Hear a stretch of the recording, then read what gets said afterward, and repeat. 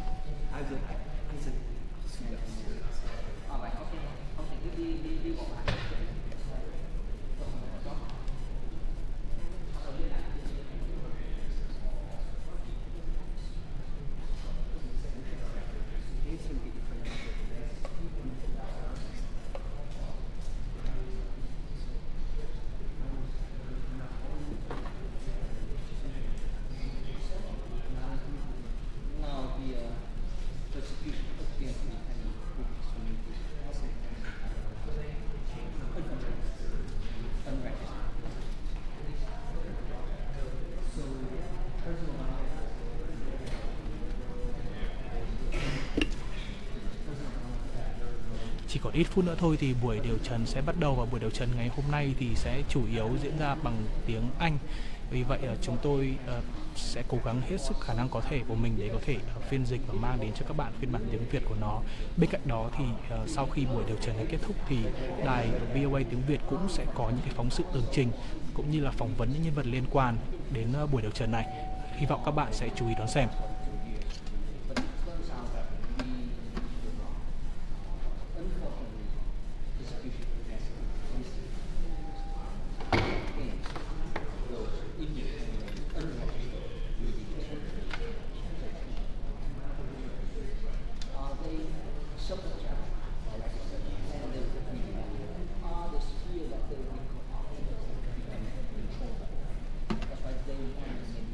Buổi điều trần ngày hôm nay thì được chủ trì bởi dân biểu Chris Smith của bang New Jersey, đến từ 4th District, tức là quận 4.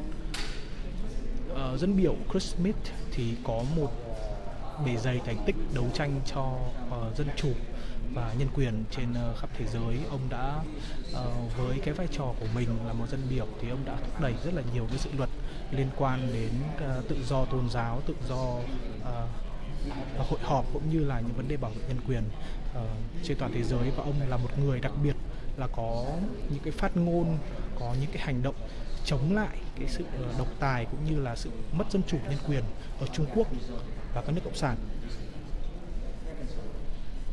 Vâng, có bạn hỏi là tại sao ít người như vậy, bởi vì cái buổi điều trần này chưa chính thức được diễn ra và bây giờ thì mọi người vẫn đang tiếp tục kéo đến. Hôm nay thì Washington DC thời tiết cũng không được thuận lợi cho lắm. Trời hôm nay thì khá là nhiều mưa và nhiều người thì cũng thậm chí còn bị lạc đường khi tìm đường đến cái tòa nhà này.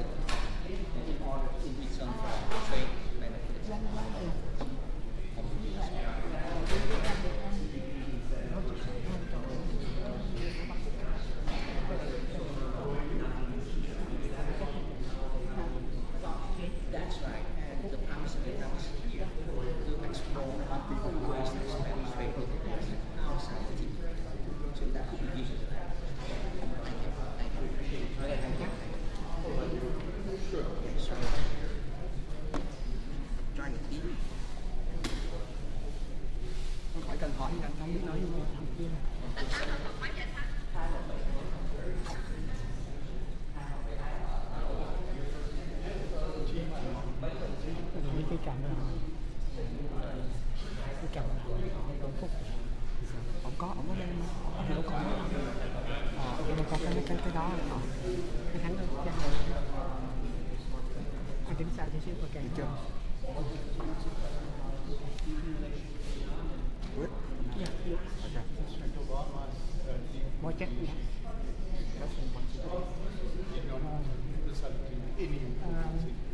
biết chào biết tiến sĩ Nhân là một trong những nhân dân nhân chứng trong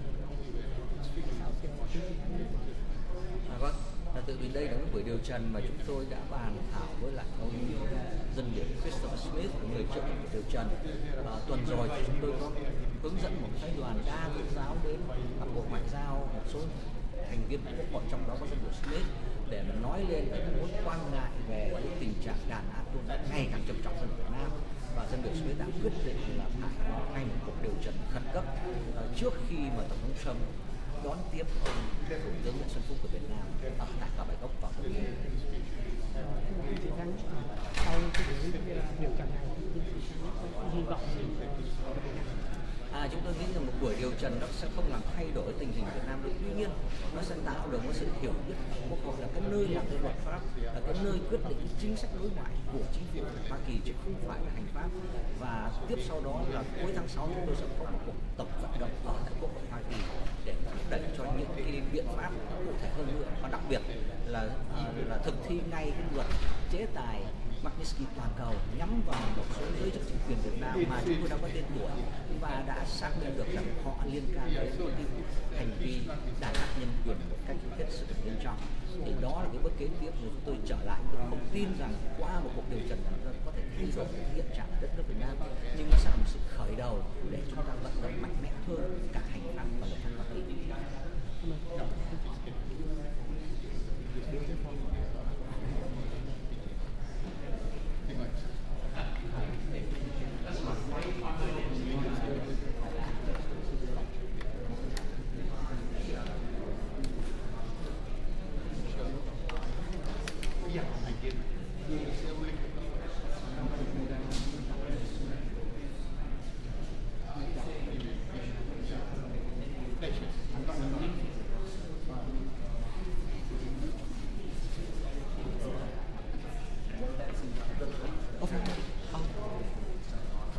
Sorry? What outlet are you in? Okay, you need to RSVP in advance to be able to cover the hearing. Em chị hỏi Bà không? nói cái lời của mình. And you did not RSVP. Alright. So that is a problem. I need you to do that in advance. Right. Which one is your camera? không phải trong nước. That one? It No, needs to be moved up against the dais. cho lên như vậy. It needs to be moved Họ up. tưởng mình hiểu nào Does that make sense? Yeah. And you know that you can't take this and try to talk the hearing. I need you to pronounce something from the Prime Minister's. There's new rule on what? Hold on. You were supposed to And if you could say RSVP in it very advance of the crisply. hearing. I only have a spot for 4 cameras, and if you see But all usually of this, radio players used to come to the hearing before. I understand. Yeah. They're welcome to come to the hearing, but they have to RSVP in advance. Hi, what outlet are you with? Voice of America? Okay, you have to RSVP in advance, and your camera needs to be up over here. Okay. Okay, Sure. so up against here.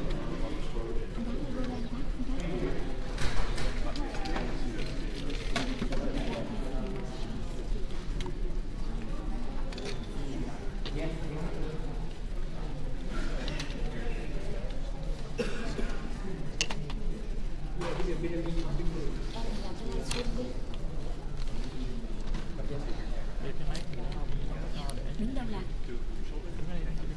Đứng đây hả? Không cần anh xuất hiện đây nha. Cái này chị làm livestream nhắc chị giới thiệu nè.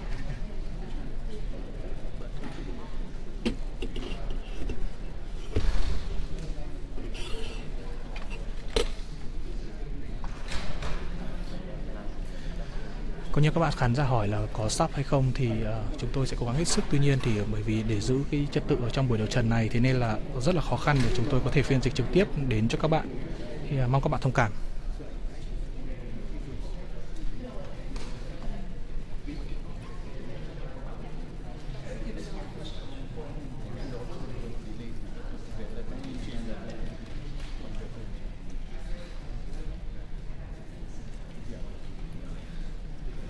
buổi điều trần đã chuẩn bị diễn ra rồi và chúng ta có thể thấy là You have to be right here, yeah, I know. up over here, and Yeah. you can't move during the hearing. Move. Yeah, once you put your tripod down, that's where it stays. Okay, so can I just bring my phone around? Yes. Okay. But when your tripod is down, your tripod has to stay there. Sure. Jerry, welcome to order and good afternoon to everyone. Before we start, I just want to recognize one of my constituents who's here, Joseph Fisher, a Vietnam war veteran, a combat veteran who was down visiting from Freehold or attacking for his service. He was and continues to be totally committed to human rights and fairness for the people of Vietnam, and I want to thank you for joining us today. Ladies and gentlemen, over the past 42 years, much has changed in Vietnam. Today's people are a little richer, but they still have very few rights. The Vietnamese Communist Party has opened up a bit to the outside world, but remains closed to democratic reforms and the rule of law. U.S.-Vietnamese relations have warmed because Vietnam fears China's increasing economic power and its incursions in the South China Sea, but we see few human rights improvements emerge from the better relations. In fact, there has been a profound reversal in the area of human rights protection.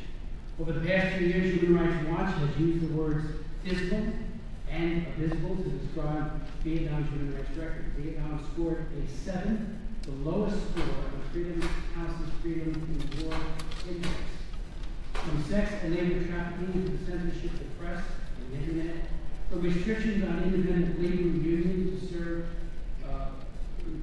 severe repression of faith communities, the Vietnamese government and the Communist Party is one of the worst world abusers of human rights.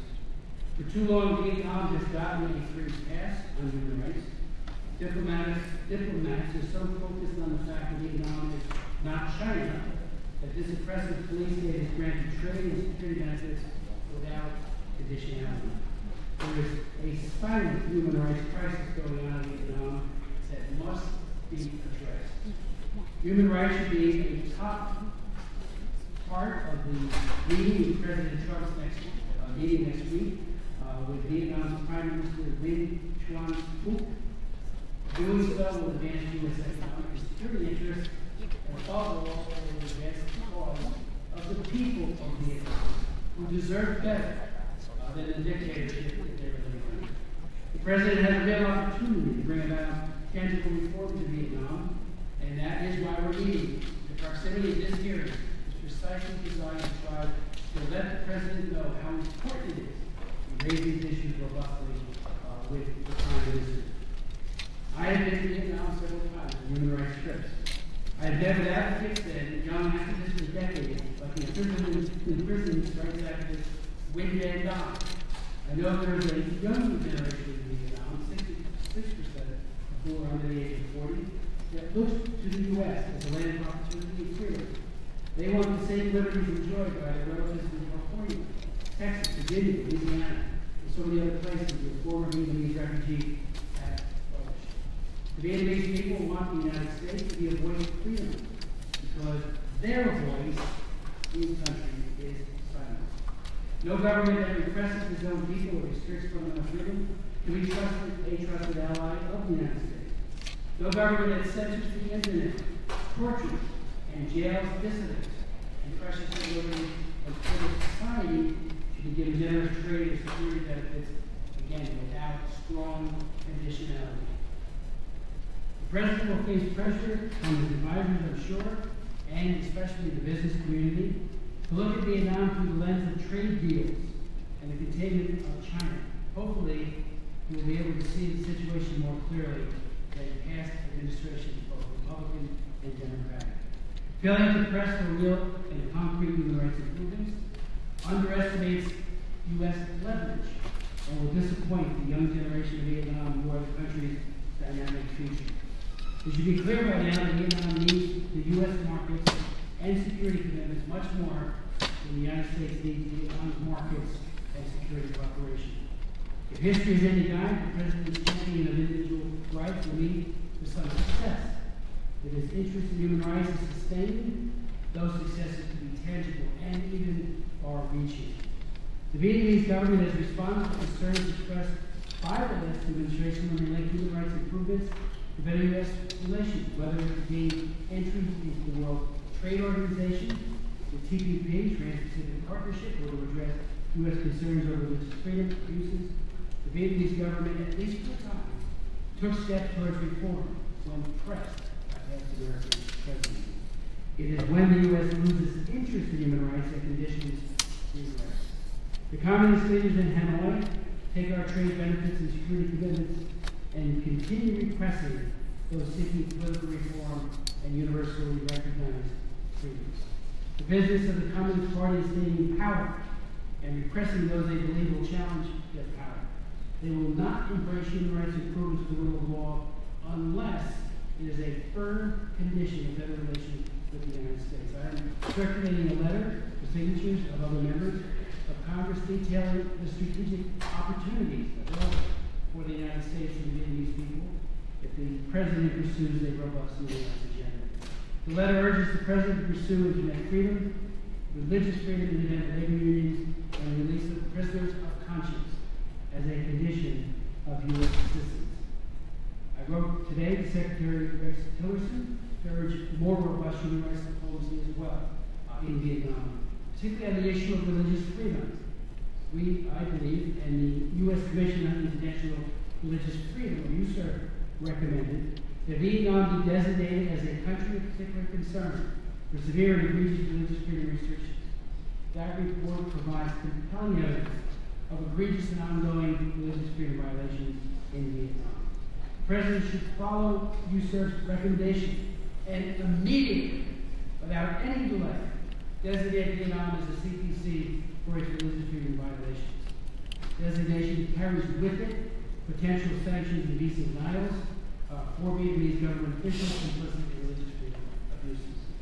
No Vietnamese government official who tortures political dissidents or restrictions on the activities should profit from access to the United States. And let me say that violence and intimidation faced by the Hmong and Montagnard, by Khmer Krom Buddhists, by independent Khai groups is outrageous. The future torture faced by Ms. Tran Thi Hung is absolutely shocking. She was on her way to meet religious freedom ambassador David Saperstein, who did a magnificent job in the last administration for religious freedom. She was on her way to meet with him to push for the release of her husband, Pastor Win Kong Chin. And she was horribly mistreated. If there are religious prisoners, if forced renunciations of faith are happening, if pagodas and churches and places of worship are forcibly closed, how does Vietnam not meet the criteria for CPC?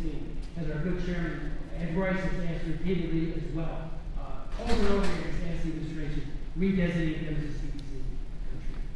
I will work closely with the State Department on this, and without objection, my full statement will be made a part of the record. Well, once again, thank you, Mr. Chair, for your leadership in general on human rights, especially on human rights in regard to Vietnam. I think this is going to be an important hearing today. I want to thank the witnesses for taking the time to come and provide testimony. And I know on all of our parts, pushing for human rights and democracy around the world is really critical, and one of the reasons why we're concerned about the level of cuts and reductions to the State Department. So appreciate you for taking your time out today. Thank you. I'd like to yield to the chairman of the full committee, Congressman Ed Royce. Well, thank you, Chairman Smith, and thanks for calling to support the hearing today.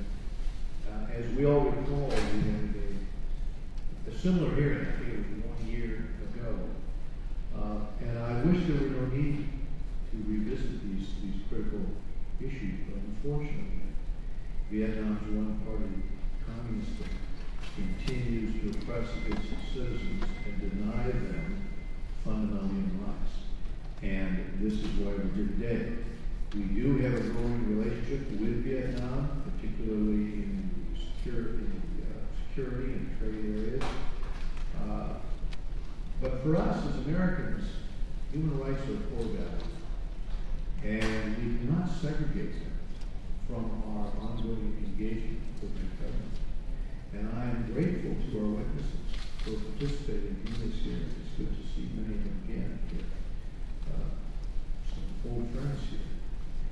They will detail for us the many cases of violence and intimidation directed by the state towards religious people of many faiths in Vietnam. In addition to those crimes, and there is no other word for it than crimes, the state's effort to control every aspect of religious practice is a continuous violation of human rights, with one with no end in sight. And for those who don't understand exactly what I'm saying, when the state tears up the historic Buddhist text and replaces it, that's what we're talking about. The Vietnamese Prime Minister arrives next week to be here with President Trump. And alongside everything else that's discussed, the United States must call on the government of Vietnam to respect its people's fundamental freedoms. Among those, none can be more important or more personal than the right to freedom of religion. Yet in Vietnam, the state continues to intimidate and harass citizens for nothing more than attempting to practice their faith, their religion freely and openly.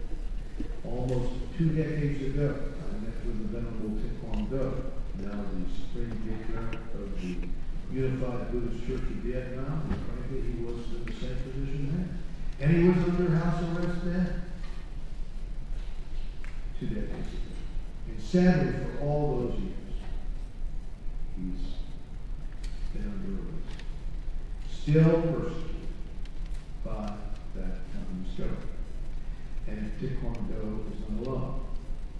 The chairman mentioned, Pastor Nguyen Con Chin. I've seen the photographs of the results of the beatings that he's taken at the hands of the police and the security apparatus. We've heard the pleas from his wife, and we saw the treatment here at the earth. So for 5 years now, he's remained behind bars on the questionable charges of undermining national security.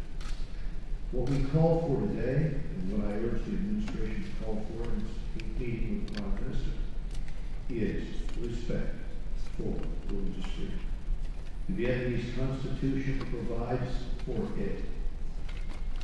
One must ask them why officials construct and interfere with this constitutional guaranteed right to worship freely. We must ask further that if this constitutional right can be ignored, what weight can we give any other constitutional or legal rights to Vietnam? I am pleased that the U.S.-Vietnam relations are warming, and I hope for a stronger and more productive relationship between our countries. However, continued cooperation and improvements in our relationship must be predicated on a mutual respect for human rights and for the rule of law. It is who we are. It is what I hope they are, but it is up to them in that government to show respect for their Constitution and respect these rights. So, Mr. Chairman, thank you again for bringing attention to this important issue. And again, thank the witnesses and your guidance. Thank you, Mr. Chairman, for this tenacious promotion of human rights in Vietnam. We made sure the full committee keeps a very sharp focus on this, and I want to thank you for your very leadership. I'd like to now hear from Mr. Nóng. Thank you, Mr. Chairman. Thank you for allowing me to join with you today. I very much appreciate it. I'm very pleased to be here and also to share with you as one of the co-chairs on the Congressional Caucus on Vietnam. As you pointed out, first of all, we're holding this. I applaud your leadership because this is a very timely hearing in advance of Prime Minister Wing's visit to the White House next week to meet with President Trump. As we all know, the situation of human rights in Vietnam is dire. During my time in Congress, although there have been small, selective attempts to to improve the human rights condition at times. We've also seen tremendous backsliding, and I would say right now, as was pointed out by my colleagues, I've not really seen any true improvement on the way the Vietnamese government deals with its and treats its own citizens. On religious freedom, as was pointed out, the government's record is especially troubling. I adopted the case, and I think both my colleagues have pointed out the case. I've adopted the case of Pastor Win Kong Chin, a Lutheran pastor in prison since 2012. I adopted his case as a prisoner of conscience through the Tom Lantos Human Rights Commission. But what have we seen? We've seen Pastor Chin face tremendous mistreatment in prison, while his wife, Trinity Hong, was detained, beaten by security forces last year after she met with the visiting U.S. ambassador at large for international religious freedom. I was also offended when the Vietnamese government, after multiple letters to myself, Chairman, and also Chairman Royce, and other members of Congress, when the government proceeded to demolish the Lien Tree Temple in Saigon, a place of worship and important religious center, that we raised this issue, even after multiple entreaties from ourselves to really respect the rights of the temple.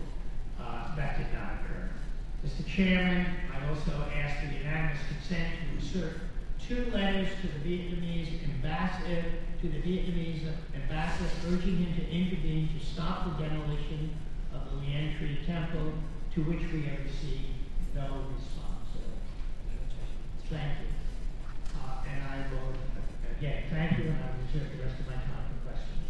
Mr. Lovell, thank you very much. I don't think I have no objection to your request. I'd like to introduce our very distinguished witnesses for today, beginning with Dr. Win Tong, a man who came to the United States as a refugee from Vietnam in 1979. After earning his PhD, began volunteering with Boat People SOS in 1988. He became the head of Boat People SOS for the past 25 years. And I would just say on a very personal note, in the mid-1990s, when I received the chairmanship when the Republicans took control in 1994, one of the first people I met with was Dr. Kong. And Joseph Gleason was then my chief of staff for the committee. Worked very closely with him, and we held a long series of hearings, starting off with trying to ensure that the refugees that were in High Island, and I went and visited High Island in Hong Kong, where boat people were falsely screened out as non-refugees. They didn't have a well-founded fear of persecution, and under a very coercive process, about 40,000 people were told, as the comprehensive plan of action was ended, that they're not going to come to the United States. We have 4 hearings on that alone, and Dr. Tong was a true inspiration for this subcommittee, to me personally, on how there was a false narrative that people could go back and there would be no retribution, even though they had spent time in High Island and other camps scattered, dotting that area of the world. I'll never forget, we were told there were repatriation monitors, and it turned out there were 7 of them, so I held a hearing on it. And they told me that when they met with people who were coercively sent back, against all of the norms of refugee protection, that they were retaliated against, and they were visited by the repatriation monitors. They were told, the person they told them was from secret police. So how open are you going to be when you have a thug sitting right next to you? Dr. Tong helped us put together an amendment to deny any U.S. assistance for forcible repatriation. I offered that amendment on the floor. It passed overwhelmingly in bipartisan fashion. And from that came the Rover program, and more than 20,000 people then got rescreened and were included and came as refugees in the United States. One example of many of Dr. Tong's leadership that I'm thankful for. We then have Dr. Quan Nguyen, who is with Rallying for Democracy in Vietnam. Dr. Quan went to medical school in Saigon, served in the South Vietnamese Army as a rank of captain in the medical corps. When South Vietnam fell into the hands of the communists in 1975, he escaped by boat and became a refugee in the United States. In addition to his medical practice in Virginia, Dr. Quan has been actively involved in advocating freedom, democracy, and human rights in Vietnam. And again, he too has done it for over a quarter of a century. He is brother of Dr. Nguyen Don Quay, man I met in Saigon on one of my many trips there, a courageous campaigner for human rights. He is in Saigon, and he has been in prison numerous times, and is still serving a type of house arrest as we meet here today. Dr. Quan has championed campaign continuously with the United States Congress. He worked very closely with the AFL-CIO to pressure the Vietnamese government to improve human rights. So thank you, Doctor, for being here. Then we'll hear from an old friend of this committee, Mr. T. Kumar of Amnesty International. He's the Advocacy Director for Asia, Europe, and the United States nations. He has testified before the U.S. Congress on numerous occasions to discuss human rights abuses. He has served as a human rights monitor in many Asian countries, as well as in Bosnia, Afghanistan, Guatemala, Sudan, and South Africa. He also served as director of several refugee ships and camps. T. Kumar has been a political prisoner himself, having served over 5 years in Sri Lanka for his peaceful human rights activities. Amnesty International adopted him as a prisoner of conscience. He started his legal studies in prison and eventually became an attorney and devoted his entire practice to defending political prisoners. We are joined by Mr. Garrett and from Virginia. Mr. Chair,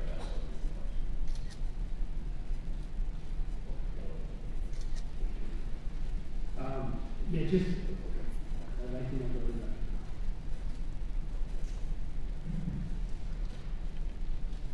Mr. Chairman and distinguished members of the committee, around this time last year, some optimistic ones out here have held some cautious hope and expectation that with the new leadership coming into play in Vietnam, there would be a better day for the country and her people. Instead, over the past 12 months, we have observed a crackdown against independent religious communities to intensify significantly. We have documented close to 100 religious prisoners at this time, with over 60% of them being Montagnard Christians in the South Island. Less than a month ago, Pastor Adao, whom I know personally, of the Montagnard Evangelical Church of Christ in Cộng province, was sentenced to 5 years in prison on bogus charges. Following his arrest, the authorities in 5 provinces mounted a very well-coordinated effort to force members of his church to renounce their faith. So far, they have succeeded because out of the 1,500 original members of that church, 1,000 have signed a statement to abandon the church, to leave the church. The following chart illustrates the gravity of religious persecution in the Central Highlands over the past few years. In green are forced conversion, incidents of forced conversion in 3 provinces across a number of years. In yellow are incidents that involve torture. In red are incidents of death caused by torture. And in blue are prison sentences in each of those years. So clearly, persecution against independent churches in Vietnam has not subsided. And the government frequently uses torture as its tool for religious repression. Perhaps best known to our State Department and members of Congress is the case of Mrs. Jackie Hong and Chairman Royce and Congressman Lowen have mentioned about that case. But let me add one thing here. That is the picture of Mrs. Hong after the first working session with the public security. She was beaten up, tortured, she couldn't walk at all. And her neighbors had to drag her into her home. Fortunately, the torture after almost 2 months stopped. only because Ambassador Sabastian made a phone call himself to the Vietnamese embassy, expressing great concern, and also because 6 UN human rights experts jointly and publicly denounced the violation of human rights against Mrs. Hong. We have received many reports of death by torture. As an example, Pastor Cho Siem of the Deca Church in Gia Lai province was arrested on Christmas Eve of 2015 so that he could not hold mass by his followers. His captors tortured him brutally as he refused to renounce his faith and disband his church. He was left to go home, but he died 15 days later. Around Christmas time last year, I Gu Nu, a member of the Montagnard House Church in Dakar province, was abducted while working in the field. 2 days later, his wife found his body hanged on a tree and all covered with bruises, and this is his body before burial. The public security had demanded him, the victim, to deliver his own youngest son, 21 years old at the time, who was doing missionary work in Cambodia, to the public security police, and he refused. And the wife, surviving wife, believed that his death was a result of that. And now his son is seeking asylum in Thailand. Most tragic was the death, perhaps, in police custody earlier this month of Nguyễn Hữu Tấn, 38 years old. He came from a well-respected Hoa Buddhist family. His father is a Buddhist monk with a UBCD, that is Unified Buddhist Church of Vietnam, which has been outlawed by the government of Vietnam for the past 42 years. On May 2nd, that is about 3 weeks ago, some 80 public security agents searched his home, Tenn's home, without a search warrant. They collected receipts of money transferred from the US and a small piece of yellow cloth. Based on that, the public security charged that Tân had received money from reactionary forces abroad to work on a plan to fly the South Vietnamese flag in public someday. Actually, the receipts came from the monthly remittance sent by Tenn's oldest sister from Savannah, Georgia. And the yellow cloth is the lining of the gift box, also from the same sister. Tân was taken away at 2 a.m. At 7 a.m., his family was told to report to the Provincial Department of Public Security of Vietnam province. Hiện nay thì Hours later, tiến sĩ Tân wife and father Nguyễn Đình Thắng ở Ủy ban Cứu người vượt biển PPSOS đang trình bày về trường hợp của anh Nguyễn Hữu Tấn. Anh Nguyễn Hữu Tấn là một tín đồ Hòa hảo và đã thiệt mạng ở trong trại tạm giam của tỉnh Vĩnh Long. Phía Việt Nam cho rằng là đưa ra những bằng chứng cho rằng là anh Tấn đã tự sát bằng dao dọc giấy. Tuy nhiên thì gia đình của anh Tấn phản đối kịch liệt cái kết luận này của phía cơ quan điều tra. Và ngày hôm nay thì những người thân của gia đình anh Tấn đã có mặt trong buổi điều trần ngày hôm nay. Các bạn có thể nhìn thấy là hai người mặc áo vest đen và áo sơ mi trắng ở phía giữa của màn hình. Đó chính là chị gái cũng như là chồng chị gái của anh Nguyễn Hữu Tấn.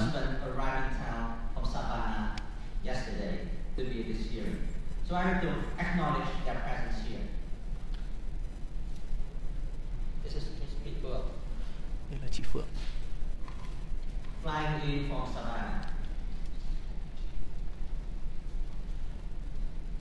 Expropriation of properties is another form of persecution often used by the government to cripple independent religious organizations.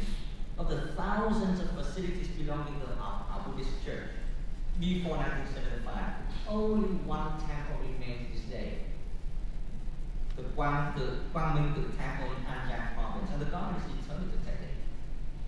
The independent Cao groups now control only 5% of its 532 pre-1975 religious facilities, and the government is taking the remaining facilities one by one. Yes. Similarly, about 90% of all pagodas belonging to the Unified Buddhist Church of Vietnam have been expropriated and turned over to the government-created Vietnam Buddhist Center. The government demolished TNLT pagoda last year and is targeting half a dozen other pagodas in Da Nang, Bà Rịa Vũng Tàu, and Đồng Nai province. Entire Catholic parishes have been targeted as well.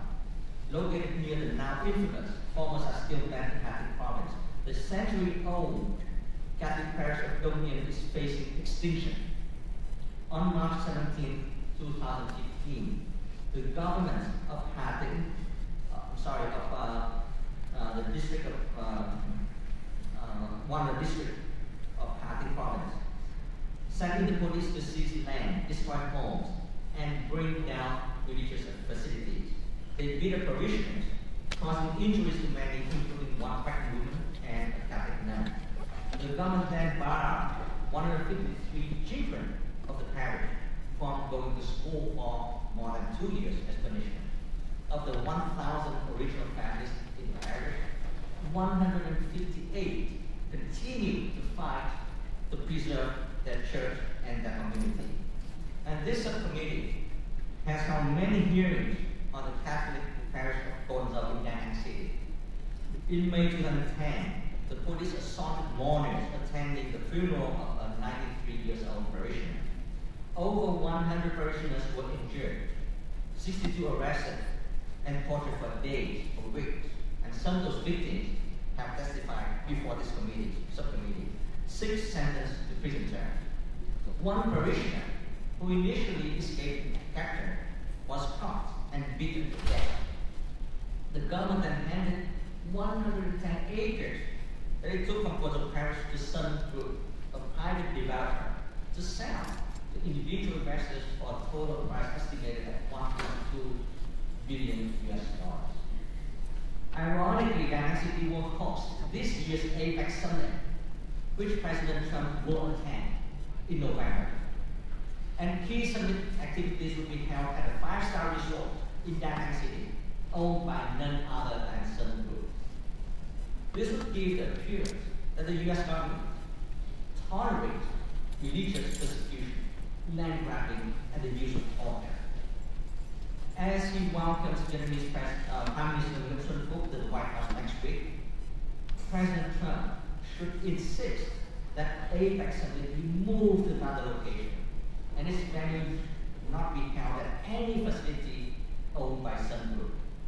I further recommend that in its enforcement of the Global Magnitsky Human Rights Accountability Act and the framework of the International Religious Freedom Act, our State Department should investigate information that we have provided to them on close to 100 religious prisoners and close to 200 government officials implicated in gross violations of human rights. Finally, I'd like to propose and recommend that concerned members of Congress establish an ongoing communication mechanism to raise concern directly with the Vietnamese government on reported gross violations of human rights as they arise. While hearings like this are very important, they shed light on the most recent and most egregious violations.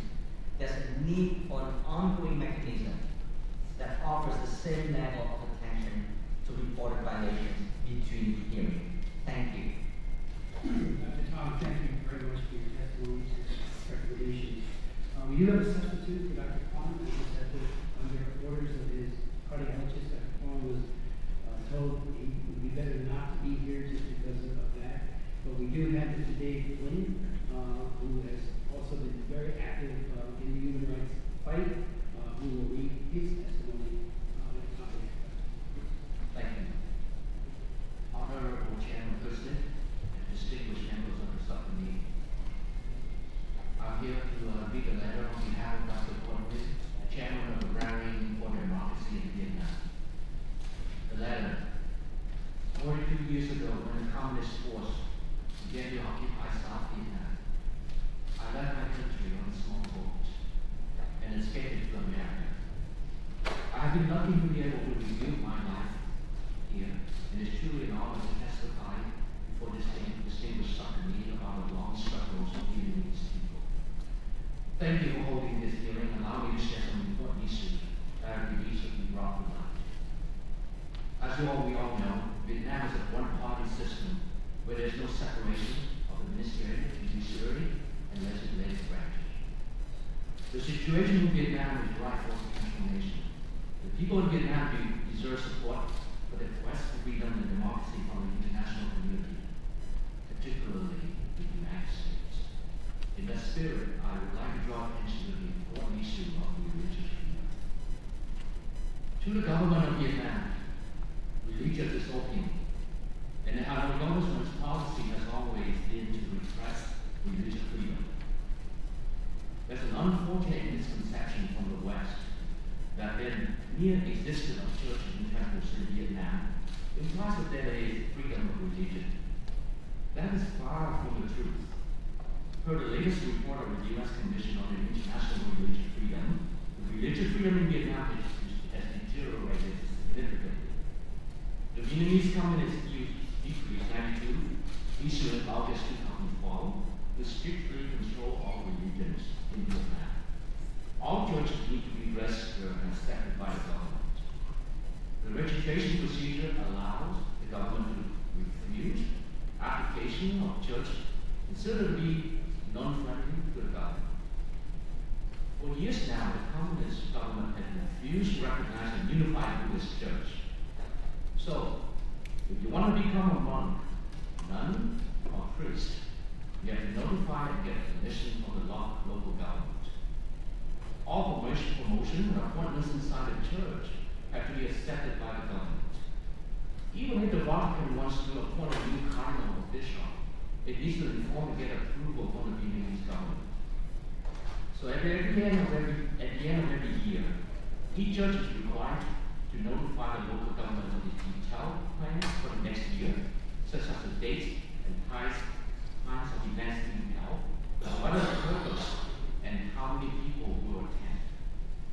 Bishop of Kontum Patriarch Hoàng Đức Quan was actually refused permission to organize a Christmas mass. Father Nguyễn Văn Lý, the most venerable Taekwondo, pastor in Chính, and several leaders of local indigenous Cao Đài and Orthodox churches are all examples of how religious leaders who advocate religious freedom are continually imprisoned and placed under our arrest. The recent death of Mr. Nhân, a Hoa Hảo Buddhist follower at the police station in Vietnam, where his neck was cut by the police, and the violent attacks of the Vietnamese security forces on peaceful manifestation of the Catholics in central Vietnam against the destruction of the environment that caused people's anger and upset. The government continues to seize several properties belonging to the Catholic and Buddhist churches. Last year, the pressure Lin Ji Temple to stop activities and sell plans to the local government for a development project. The local government also pressured the fathers of Redemptorist Vietnam, Dòng Chúa, Cũng Thấy, Vietnam, to stop this healthcare program for the veterans of the South. In light of this religious freedom violation, the U.S. government should push for the following course of action. The Vietnamese government should implement UN's principles on religious freedom, including the release of those imprisoned for beliefs and practices, and fully restore the rights of citizenship, property, and residence permits. The Vietnamese government should stop repressing indigenous religions such as Cao Đài.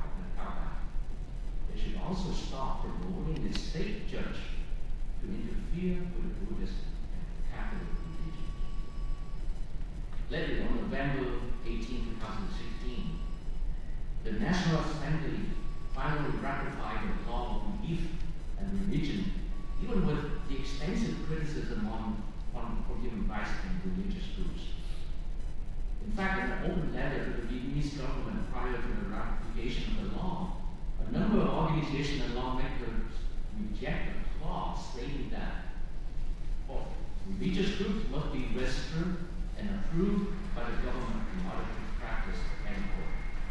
This clause should be omitted as it gives the government the power to continue to oppress the people. In fact, the law will go into effect stating January 2018.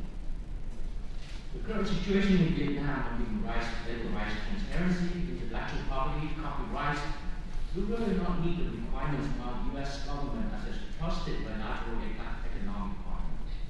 We are truly looking to Congress to emphasize that Vietnam needs to carry out fundamental reforms in these areas, and to make sure that they become reality before Vietnam will be taken off the CDC list. There should be no waivers or delays implementing these requirements. International monitors need to strictly enforce treaty provision before written and verbal agreement with Vietnam. The reform that Vietnam must carry out will ultimately help to democratize Vietnam. Only a democratic Vietnam can be U.S. true, reliable, strategic partner in Asia. Therefore, now is a golden opportunity for the U.S., especially the upcoming visit by the Prime Minister of Congress regime of Vietnam, to convince the Hanoi government to embark on this win-win journey for all, which would allow Vietnam to become a more democratic country and do simultaneously secure a comprehensive strategic partnership with the United States in Asia. This will bring prosperity to Vietnam, bring peace and stability to the region, and neutralize the pressure from China. Vietnam should see this opportunity and react positively by ensuring working rights. Last but not least, Mr. Chairman and distinguished members of Congress, I have been lucky to live in America's free society, where I can express my own opinion without being intimidated or harassed. Therefore, I believe that it's my responsibility to speak for my compatriots back home who do not have at all this privilege. Thank you for giving me the opportunity. So today, respectfully yours, Dr. Trump. Thank you very much for your personal leadership and for reading that response. We hope you can. I'd like to now yield to Mr. Kumar. Thank you very much, Congressman Smith and other members of the committee. Before I start, I would like to urge Chairman to add a statement to the report. Thank you. I also want to mention both you, demonstrate both your unwavering and strong commitment to human rights. And this hearing is an example of that. And thank you again from the Muslim Today we are here to discuss about Vietnam's Prime Minister's visit to Washington to meet with President Trump. We are also here when U.S.-Vietnam annual human rights dialogue is on its way now. And we are also here around 2 months from now. President Trump will be visiting Vietnam for the effects on, even though it's not bilateral. It's a visit by President Trump. So we are looking at 3 opportunities. The first opportunity is taking place at the moment. I hope State Department, which is leading the discussion, is very clear and firm in highlighting the cases and abuses that's happening, including religious freedom issues. We hope that reflects in Prime Minister of Vietnam's visit to Washington and in its statements. We will know the results when it comes, whether dialogue is making any difference or not. So going into the issue of what's happening in Vietnam from the human rights perspective, I just want to touch on the overarching issue. The institutions which guarantee human rights, freedom, and even fair existence are the 2 main institutions. They are judiciary and media. Both are under the complete control of the government. You know that the party is in control of the Communist Party, but even these institutions are not free. So what results is, when there is an abuse against an individual, the citizen of Vietnam, he or she has no way to get justice. Media can't report under the they can't go to the judiciary. Judiciary is under the control of the government.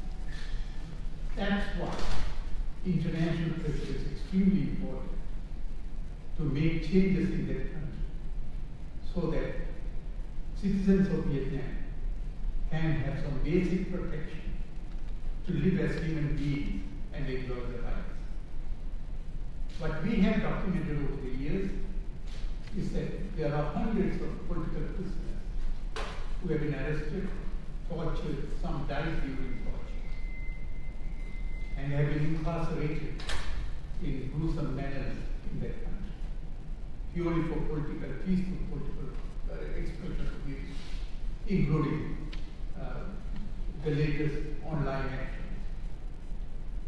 That also extends to the religious freedom, religious minorities as well as independent religious groups are facing the difficult times in that country.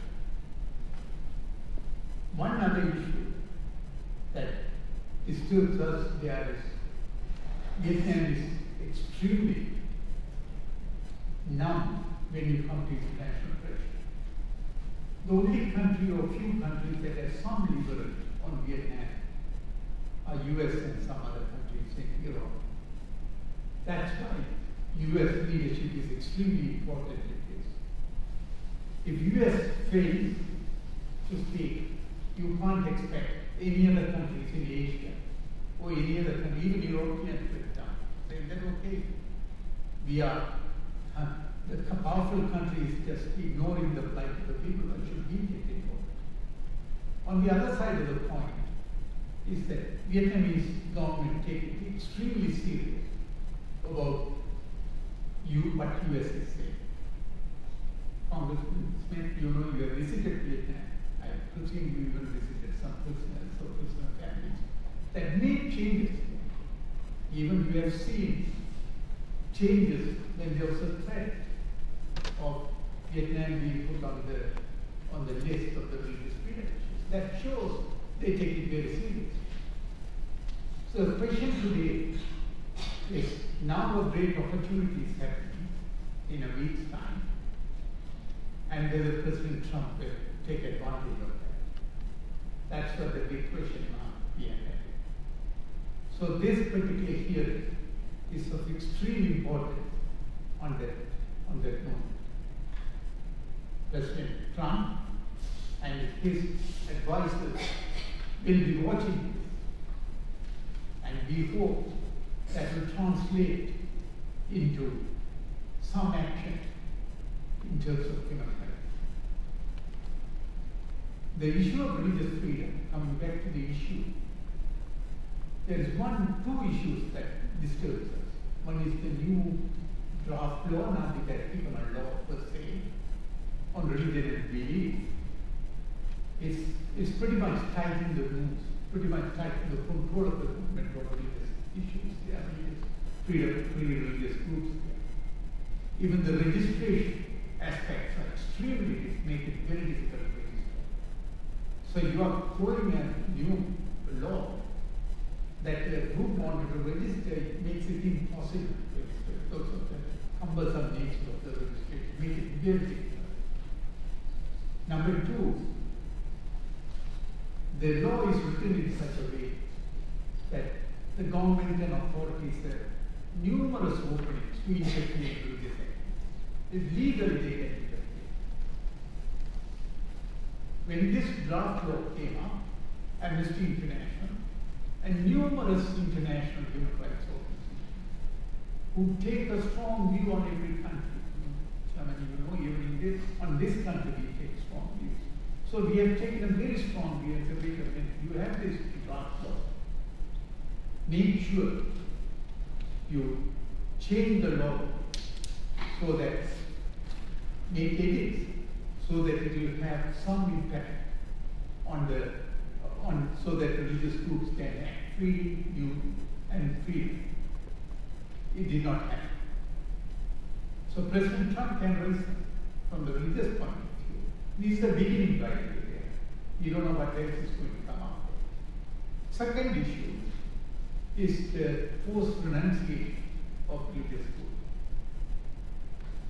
Okay, they don't not only allow people to worship as they wish or belong to a group or religious group as they wish, they come after you and force individuals to renounce religion.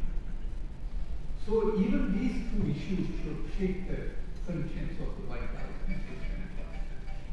We hope he will take note of this and take advantage of the meeting he's had.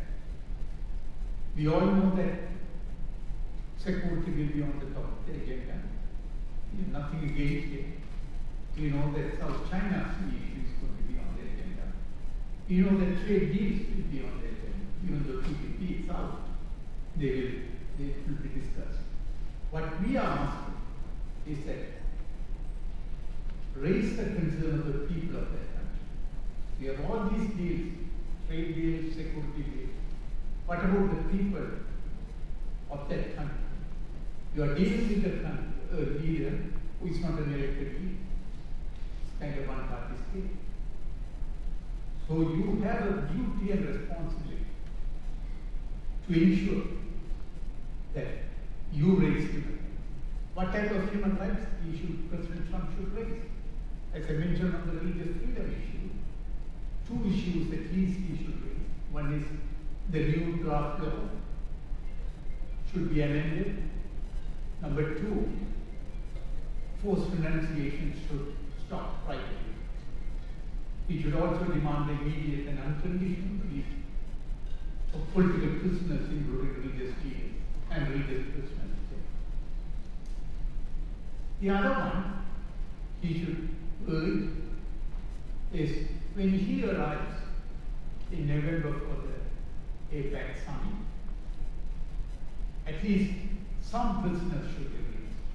I mean, we can't. That call should be there. Chairman Smith, you know what happened with President Obama visited last time. They not only did not release any prisoners, they started arresting people. And President Obama kept quiet and came out. The same impression should not be given by President Trump. President Trump should not give the impression to Vietnamese that he will keep quiet when he is there.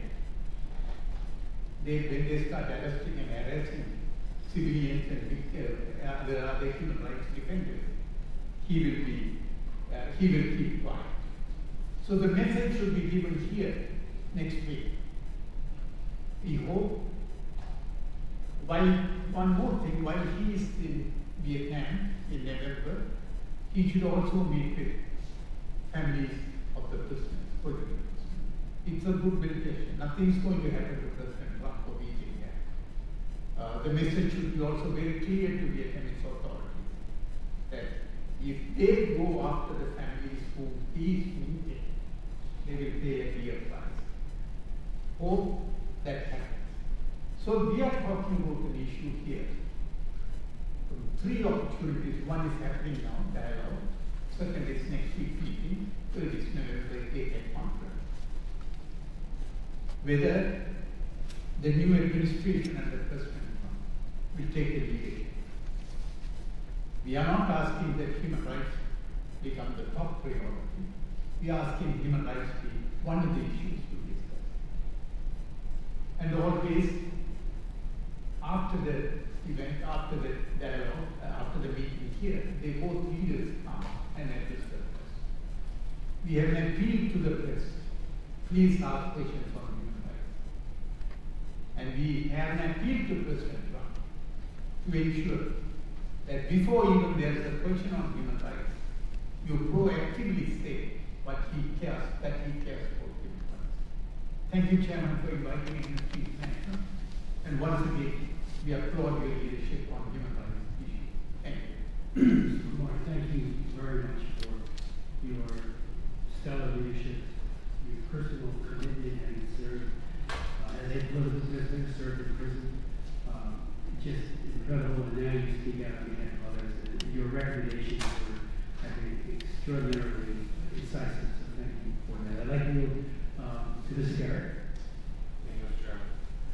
Thank you, Mr. Chairman. Gentlemen, Mr. Mark in particular, for your leadership, not only in work with me as it relates to the important issue of human rights, I see stark parallels as it relates to previous administration's visit to Vietnam and the impact it had on the religious dissident community.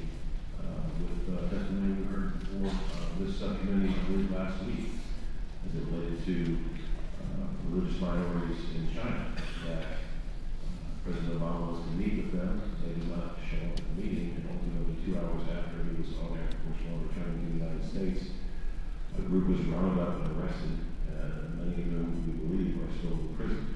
Some of whom we don't know the status of their well-being at all. And that same thing repeating itself in Vietnam is indicative of, I think, a lack of attention by the media globally, here in the United States and abroad, as it relates to these important issues. I will tell you that you are correct that human rights are an issue, but not the only issue. Certainly, security and stability are focuses of the United States, and I would welcome a strong relationship with a prosperous Vietnam as a stabilizing force in the region and a counterbalance to regional dominance by China. However, it's very difficult if you sit here, where I do, or where Chairman Smith does, to have any desire to promote prosperity and enhance relations with a nation that treats its religious minorities the way the current government of Vietnam does. One of the things that troubles me in the short period of time that I've been here is the concept that perhaps we'll have these meetings, and instead of helping the subject, we will, by virtue of having brought light to it, hurt people in places like Vietnam who are exposed by the courage of individuals such as yourselves to speak. And so my immediate question to myself is, what can I do to make sure that this meeting is for a net positive, for the better? And so while I have to leave, Cheryl left about 10 minutes ago for a meeting that I can't get around, I will promise everyone in this room the following. I will draft a letter to the President, a copy of the Vice President, relating to the upcoming meetings with the Vietnamese Prime Minister and the future travels to Vietnam. In that letter, I will ask that the President speak directly to human rights violations to Vietnam and articulate, hopefully on behalf of himself, and certainly on behalf of members of this committee and this legislative body, that there will be hesitance to enhance relations, be they security relations or trade relations, with any nation that oppresses individuals who exercise their God-given right to worship as they choose. I find it ironic, but not humorous, that there are individuals so devoted to a belief structure that they're willing to be beaten and in some instances killed, and will not abandon that belief structure against the government, such as that in Vietnam, after 42 years, for example, of trying to stymie the UBCV, still can't put out that light. You would think that at some point the government would realize that human beings will continue to make decisions for themselves and change their policy, to the extent that my voice might be helpful to prompting that out. I promise you that it will be heard by our administration, and I hope that our administration will carry it to the government of Vietnam. Chairman Smith, I thank you for holding the hearing. I hope that you all will keep us abreast as it relates to developments following meetings between our head of state and that of Vietnam, because I want to hope that changes for the better will be made, and I want to hear if they are or are not, so we can act accordingly moving forward. Thank you. Thank you very much for your leadership and for your very appropriate work. And a sincere apology on having to depart. Thank you all for having courage to be here, and we will certainly be a voice on your behalf. You know, Mr. Kumar, you made an excellent point reminding us that President Obama went to Vietnam in May 2016, that things got worse as he left. And that is, and what was the consequence? Well, there was no consequence individuals, almost as if they were trying to assault and in some way degrade the presidency of the United States. I know the president had time to meet with the celebrity chef, Anthony Bourdain, while he was there on May 23rd, 2016, but not with political prisoners or their families, which I think would have sent a very clear and unambiguous message to Hanoi as to what U.S. priorities really are. Shaking hands and big smiles only go so far. Yes, meet with the Prime Minister, meet with the top leadership, but only meet with them if you're prepared to raise individual cases and raise the larger human rights issues. I think all three of our distinguished witnesses have outlined that so very, very well today. I think it needs underscoring with exclamation points that when Mrs. Hong met with Rabbi Saperstein, who I have a tremendous amount of respect for, and he certainly personally intervened after the fact when he realized, again, in an affront to a high American official, in this case, the ambassador at large for religious freedom, she, as you pointed out, as you all have certainly you more as well, and Dr. Tong made reference to, she met with Rabbi Saperstein on March 30th of last year. She urged intervention for her husband, whose health was deteriorating, and for that she was interrogated. 15 days later, died in public security police. She was tortured for meeting a high official of the United States government. That should have invited an immediate snapback and by the United States government, by the Obama administration, in terms of sanctioning. CPC should have been immediate a reimposition of a country of particular concern and the imposition of sanctions for that outrageous action against her. And the picture you provided us, Dr. Tom, of her, Mrs. Hong, her inability to even walk, just underscores the brutality of the secret police in Vietnam. And my hope is next week, and now with the State Department, in terms of their contacts with the Vietnamese, that we will say those days are over. And I frankly will be unceasing as chairman of the Human Rights Committee in trying to ensure that those days of gross violations of human rights, and especially the proximity of that visit. 2 visits, President Obama, Rabbi Saperstein, retaliation that follows almost immediately thereafter. So my hope is that maybe you might want to expand on that. How is Mr. Kong doing now? Again, I think, I remember, just an example, in the early 1982, I was in Russia, Soviet Union. I met with Nathan Sharansky's mother, who pleaded with me and Sam Gajensen and members of the National Conference of Soviet Jewry to try to get humanitarian assistance to her son, Nathan Sharansky, who was dying, or she thought he was very, very sick, in the gulag of the Soviet Union. She was not retaliated against by the Soviet leadership for making that plea to a congressional delegation and a national conference Soviet Jewish delegation. The mom was not retaliated against. Sharansky's situation actually improved when we raised his case with the Soviet officials. They responded. How could Vietnam do just the opposite and make matters even worse? Again, the reason and the proximity of this hearing is to say to President Trump and Vice President Pence, and I've known the Vice President for many years, he is a deeply committed believer, a very faithful man who believes in human rights, that they need to be very clear and bold. And I think, Mr. Kumar, you said it doesn't have to be the top priority. I hope it would be, but we need it to be a major priority at the very least in this dialogue and with this conversation with the Prime Minister.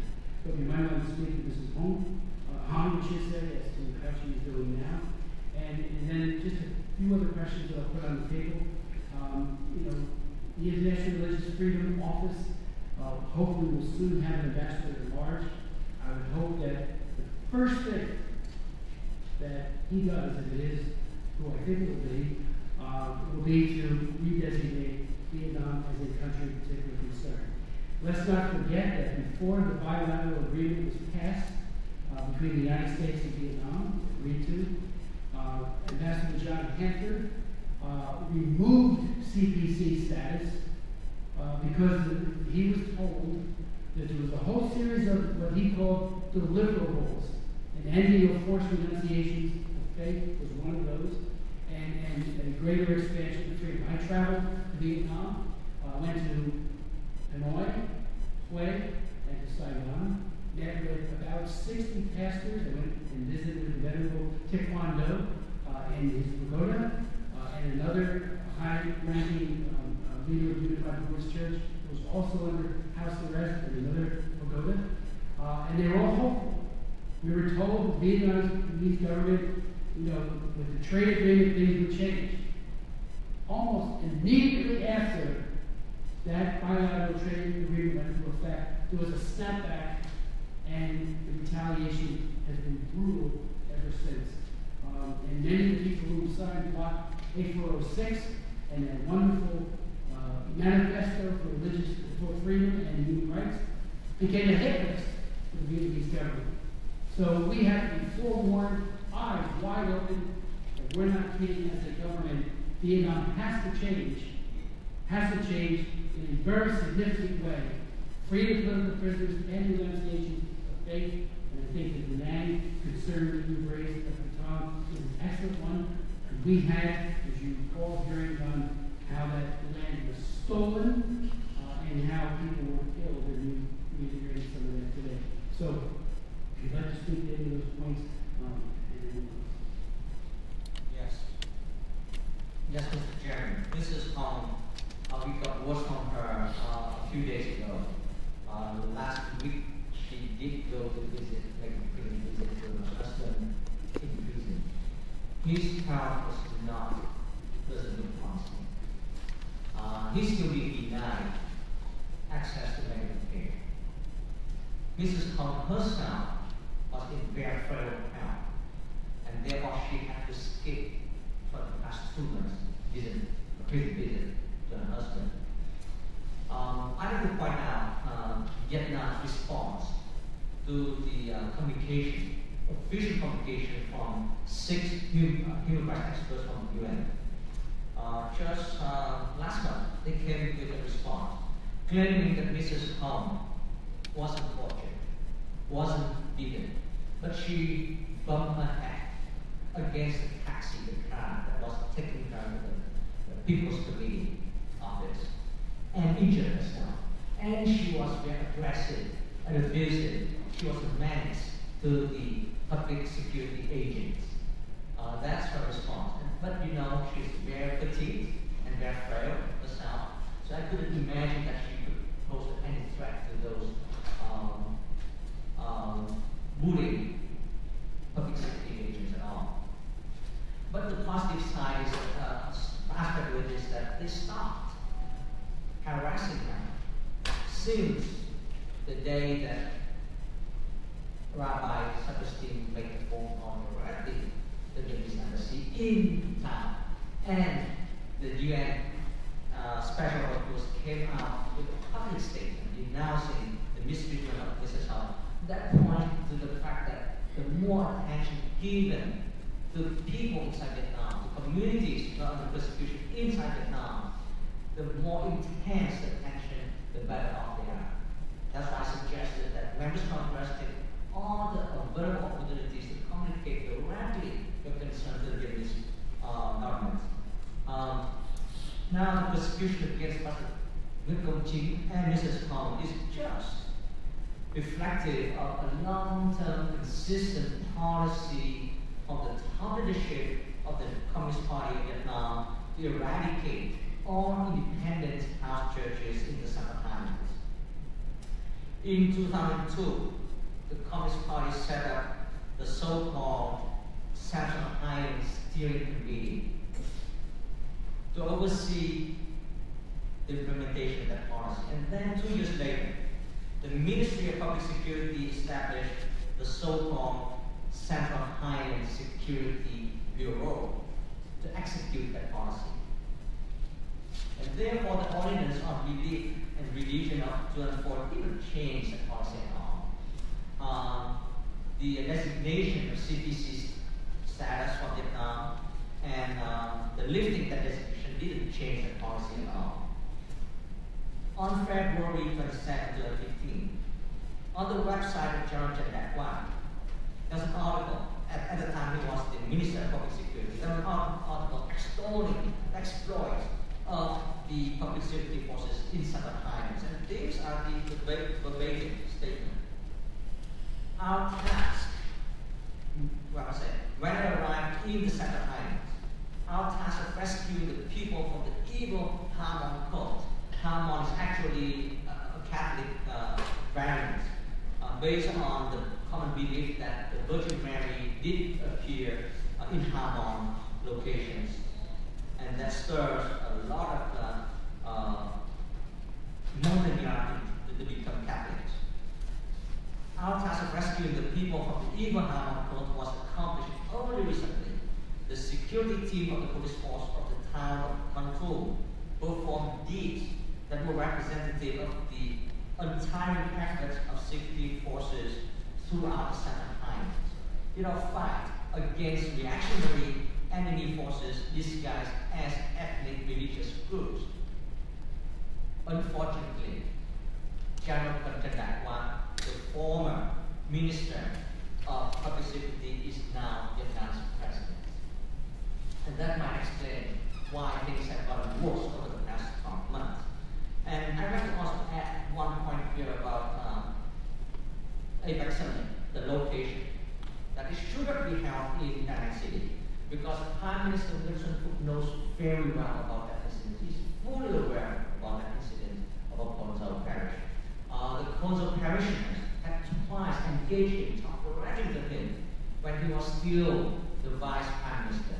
And after he had become the Prime Minister, the parishioners from Conzo also talked to him directly one more time. So he's fully aware of that incident, and he should understand why we have so much concern about having the APEC Summit held in Danang City. That will bring all the issues about religious persecution, torture, land grabbing into sharper focus. Thank you. Let me just ask if I could, your recommendations to the President and to the State Department, and I think it bears underscoring how important it is to, and it's the law.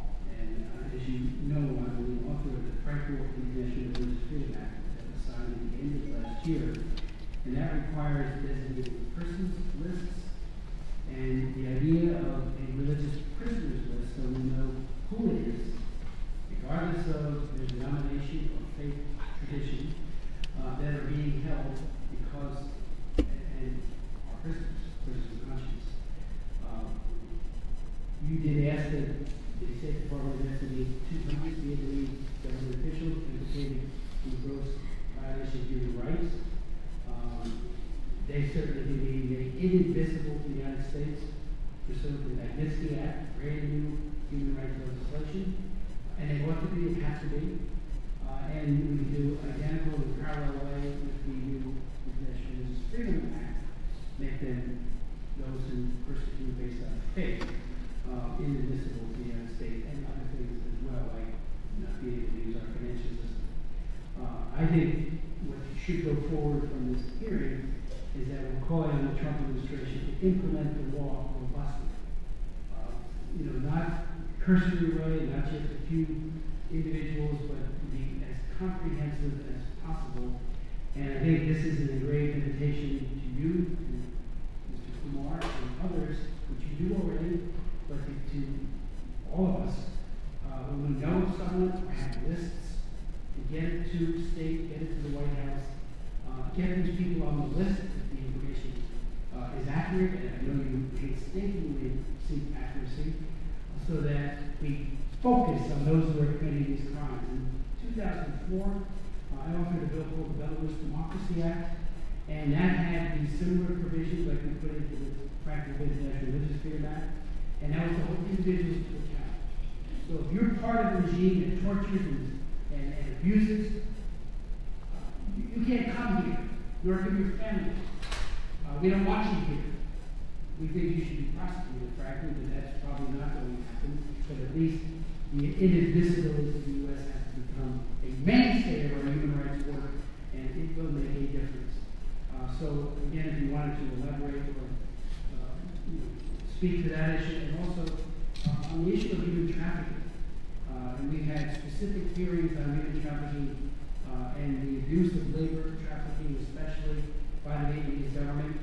I wrote the Trafficking Victims Protection Act, and the very first case prosecuted by the U.S. government was a Vietnamese case, which has never been adequately resolved with dialogue.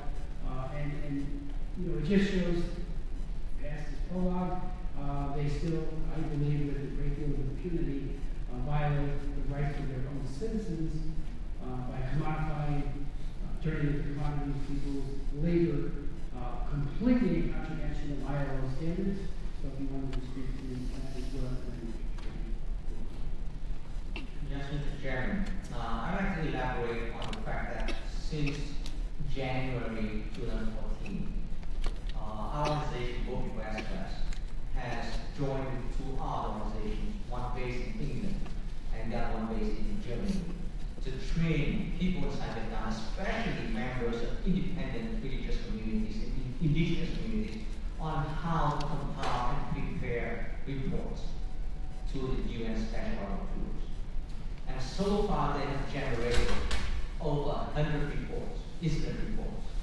And we have shared most of them with the State Department. And in those reports, there's a very elaborate process to identify government officials who are behind the violations.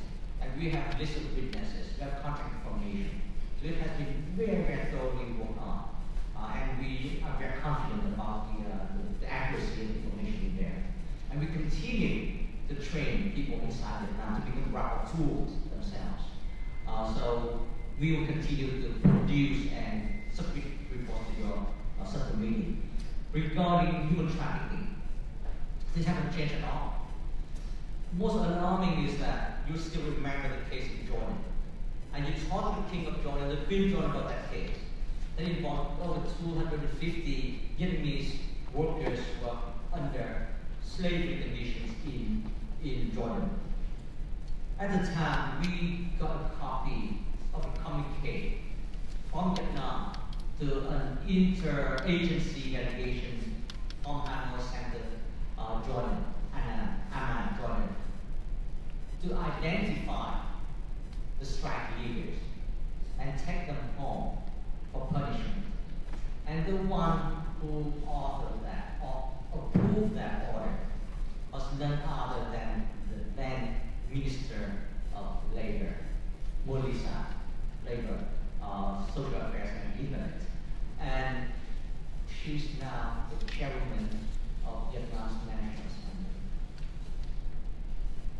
I don't think that things would change at all with regard to the fight against human trafficking by the Vietnamese government. So she got promoted. And you know many other instances where the perpetrators got promoted. Those who committed or who are complicit in human trafficking got promoted to higher positions in the government of Vietnam.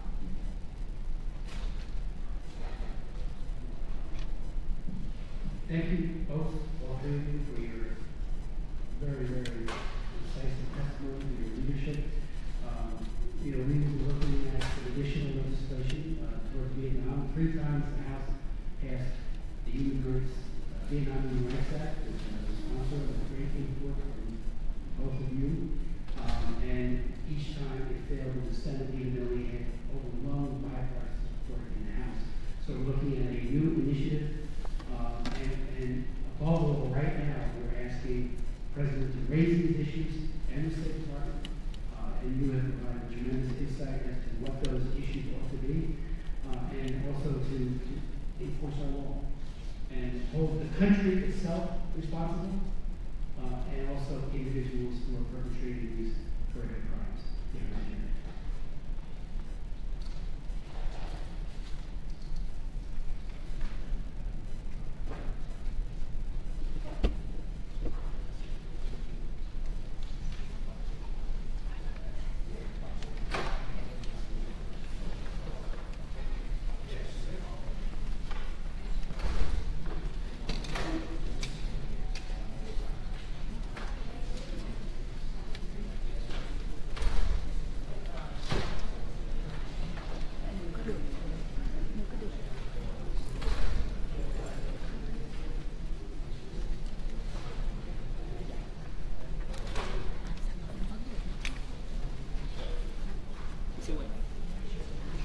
Phượng chụp xíu về.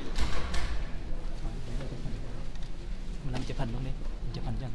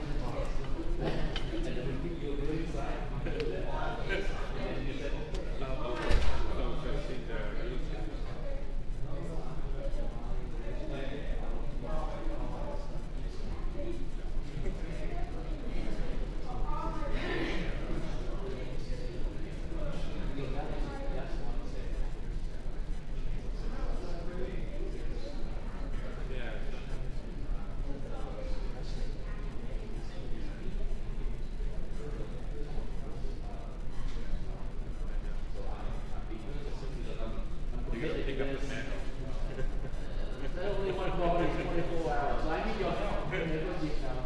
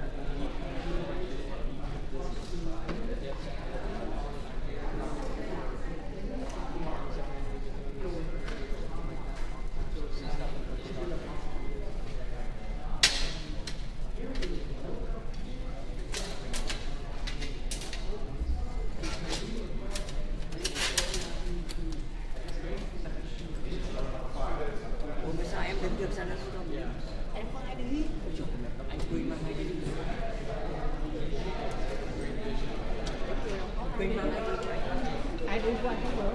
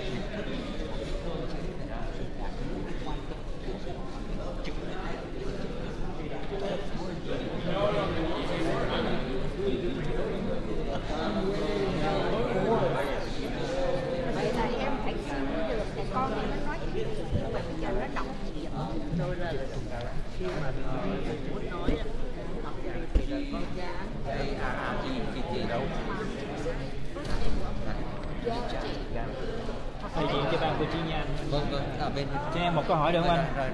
Cái áp lực mà Thủ tướng Nguyễn Xuân Phúc khi sang thăm Mỹ trong cái chuyến thăm này là những áp lực gì thưa anh? Cái áp lực lớn nhất là chế độ ở Việt Nam hiện nay đang rất muốn cứu vãn nền kinh tế của Việt Nam bằng cái con đường là phát triển mậu dịch với Hoa Kỳ, và qua Hoa Kỳ là thế giới tự do. Thành ra chúng ta cần phải khai thác cái điều mà họ đang muốn, để mà đổi lại thì họ phải nhượng bộ về những điều mà chúng ta ngoài này muốn. Đó là cải thiện nhân quyền, thực sự tôn trọng cái quyền tự do tôn giáo, chấm dứt ngay tất cả các cái hành vi mà tra tấn, và chấm dứt cái việc mà cưỡng chế đất đai của người dân. Thì đó là những cái điều mà tôi nêu ra, và đặc biệt không phải chỉ người dân không, mà đang cướp đi những cái tài sản của các giáo hội độc lập của Việt Nam, kể cả Phật giáo, Công giáo, Tin lành, Phật giáo Hòa hảo, Cao đài v.v. Nó vẫn còn đang tiếp diễn. Thì đó là những cái đòi hỏi của chúng ta, phải trả tự do cho tất cả tù nhân lương tâm, ngưng lại tất cả những cái biện pháp mà đàn áp các cái cộng đồng tôn giáo độc lập và cộng đồng người sắc dân bản địa mà vẫn xảy ra từ trước đến giờ. Cho em thêm một ý nhỏ nữa, đó là Nhà Trắng vừa công bố là Việt Nam là có thể là một đối tác quan trọng trong khu vực của Hoa Kỳ. Anh nghĩ sao về nhận định này, và cái điều đó có làm cho Việt Nam cảm thấy là mình tự tin với phát biểu của Nhà Trắng hay không? Vâng, chắc đến giờ này thì Việt Nam hiểu rằng ở đất nước dân chủ là Hoa Kỳ, Quốc hội mới là cái nơi làm chính sách. Và thực sự chúng tôi cũng muốn rằng Việt Nam trở thành cái đối tác xứng đáng của Hoa Kỳ, nhưng xứng đáng theo cái nghĩa nào? Là phải tôn trọng những cái giá trị, chia sẻ giá trị của đất nước Hoa Kỳ. Đó là vấn đề nhân quyền, đó là vấn đề tự do tôn giáo, đó là vấn đề nhân phẩm, đó là vấn đề pháp trị, minh bạch vân vân. Thì như vậy mới xứng đáng là cái đối tác đáng tin cậy của chính phủ Hoa Kỳ và nhân dân Hoa Kỳ. Cảm ơn anh. Vâng, một câu hỏi dành cho ông Thắng. Tổng thống Donald Trump vừa kết thúc cái chuyến công du đến với Saudi Arabia, Ả Rập Xê Út, thì đã ký một cái hợp đồng rất là lớn. Tuy nhiên thì trước đây chúng ta đều biết rằng là Ả Rập Xê Út là một đất nước mà có một cái lịch sử rất là tệ về nhân quyền. Thì ông cảm thấy là đây là một cái chuyến đi này của Tổng thống Trump, cũng như là những cái lời bình luận của ông dành cho Tổng thống Duterte của Philippines chẳng hạn, khen ngợi cái cuộc chiến chống ma túy của ông Duterte, thì đó có phải là một cái thông điệp không tốt cho những cái người hoạt động về nhân quyền của Việt Nam hay không? Dạ vâng, cái đó đúng. Nếu như mà chỉ thuần túy là cái tiếng nói của Tổng thống Trump thì có thể nó tạo nên sự ngộ nhận không những cho quần chúng ở Việt Nam mà còn kể cả cho ngay giới chức chính quyền lãnh đạo của Việt Nam. Thành ra chúng tôi cần phải có cái tiếng nói đối trọng lại từ phía Quốc hội để mà khẳng định rằng Quốc hội Hoa Kỳ cũng đóng một vai trò trong vấn đề làm chính sách đối ngoại, và Quốc hội Hoa Kỳ có cái phần đóng góp của đó là những cái quan tâm về nhân quyền, về tự do tôn giáo, về vấn đề minh bạch, về vấn đề pháp trị, về vấn đề ngưng nạn tra tấn và phải trả tự do cho tất cả các tù nhân lương tâm. Vậy thì tức là ông không tin rằng là Tổng thống Trump sẽ đóng một vai trò lớn hơn trong cái việc cải thiện vấn đề nhân quyền ở Việt Nam? Chúng tôi thấy rằng Tổng thống Trump quan tâm nhiều hơn đến lĩnh vực kinh doanh và mậu dịch. Nhưng mà đối lại thì Phó Tổng thống Mike Pence lại rất quan tâm đến vấn đề tự do tôn giáo, và được cái sự hỗ trợ và thúc đẩy thêm nữa của Quốc hội thì tôi tin rằng chúng tôi có thể cân bằng lại cái thông điệp đối với chính quyền Việt Nam và đối với người dân Việt Nam ở trong nước. Vâng, xin cảm ơn ông. Cảm ơn. Thôi bây giờ mình lại.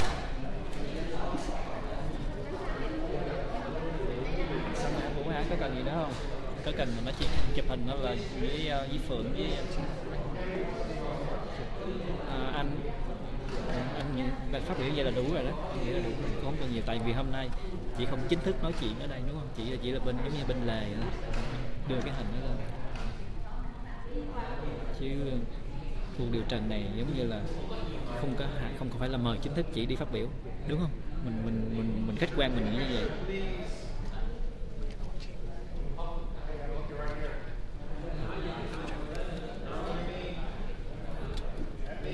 Nguyễn Thị Mỹ Phượng.